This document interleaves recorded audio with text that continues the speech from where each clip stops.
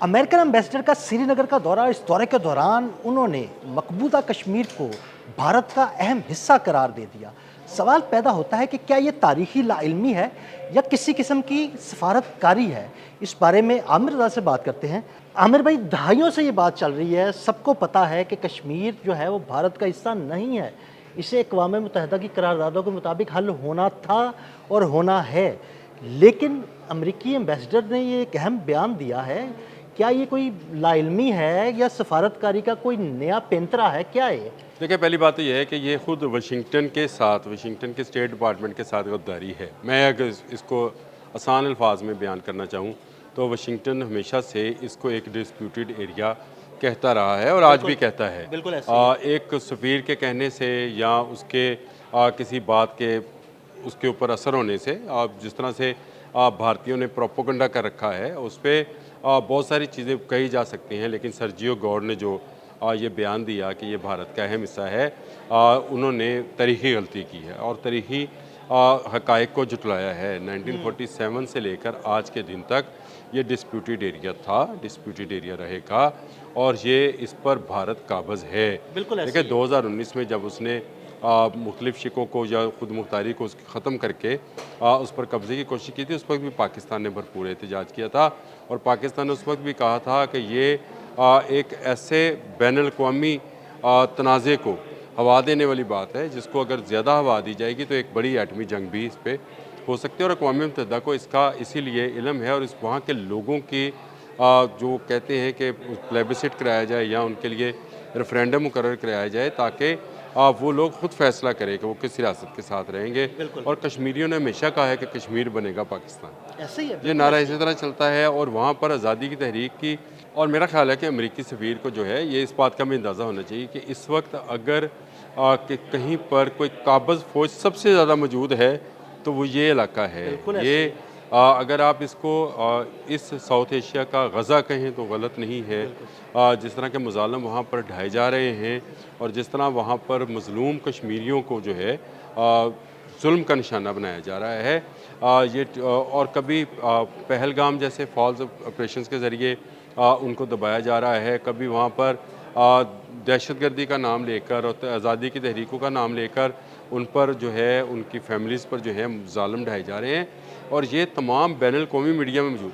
अभी भी इस वक्त भी यूएन के अंदर अगर कोई दुनिया का कोई ऐसा तनाज़ा मौजूद है जो कि अनसॉल्व्ड है तो यही कश्मीर है, जिस पर इस वक्त तक कब्ज़ा कर रखा है भारत ने और इसको हल होना है। ये देखें, अमेरिका की मैंने सिर्फ इसलिए आपसे ये सारी तमीज़बानी थी क्योंकि वाशिंगटन का जो अपना यानी अमेरिका का जो अपना स्टेट डिपार्टमेंट है वो जो है इसको मुतनाज़ा इलाका समझता है। ऐसे ही है। एक सफ़ीर के धोखे में आ जाने से ना इसका मुतनाज़ा होना ख़त्म होना है और ना ये भारत का अटूट अंग या हिस्सा बन बिल्कुल जाना ऐसे है। ही है।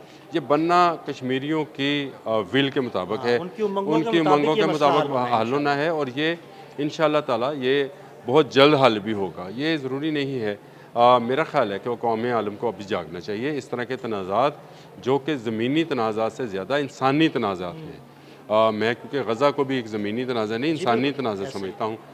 इसी तरह ये एक तनाज़ा जो है कश्मीर का, जिस पर कब्ज़ा कर रखा है भारत ने और उसने अपनी 7-8 लाख फ़ौज वहाँ पर तैनात कर रखी है। लोगों को दबाने के लिए हर वो हथकंडा जो है वो इस्तेमाल कर रहे हैं, ज़ालिमाना, कसायाना, ये सारी चीज़ें जो हैं ये पूरी दुनिया के सामने हैं। एक सफ़ीर के इस तरह के बयान देने से मैं ये समझता हूँ कि भारत के उस मौक़िफ़ को कुछ देर के लिए ज़रूर जो है वो तक़वीत मिली होगी, लेकिन उसके बाद जब पाकिस्तान ने इस पर रिएक्ट किया है, उन्होंने बाकायदा जो है अमेरिका को इस पर जो लिखा भी है बिल्कुल। और उनको बताया भी है कि ये उनके सफ़ीर से एक मेरा ख़्याल है बुनियादी और तारीख़ी गलती हुई है कि उसने उसको भारत का हिस्सा करार दिया है।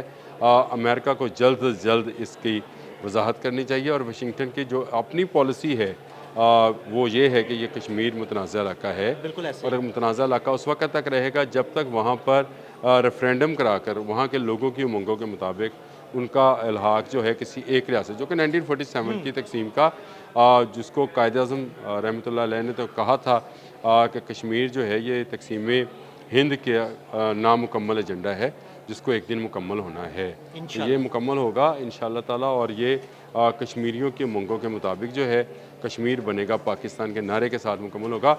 एक सफ़ीर के बयान से जो है ये ना तरीही हक़ाइक़ जो है इसको छुपाया जा सकता है, ना ही इन तरीही हक़ाइक़ को जो है पलटा जा सकता है। तो ये एक हकीकत है कि जहाँ के रहने वाले लोग जिस रियासत के साथ चाहेंगे उसी रियासत के साथ रहेंगे।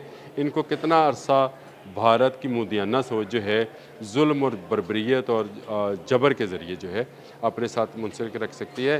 ये बहुत जल्द आज़ाद होने वाला इलाका है और ये इंशाअल्लाह ताला जल्द आज़ाद होगा। बहुत शुक्रिया आमिर भाई। आमिर भाई ने बड़ी तफसील के साथ इस सारे मामले पर रोशनी डाली। मज़ीद अपडेट्स के लिए हमें फॉलो करते रहें। अदील अहमद और आमिर रज़ा को इजाज़त दीजिएगा। अल्लाह हाफ़िज़।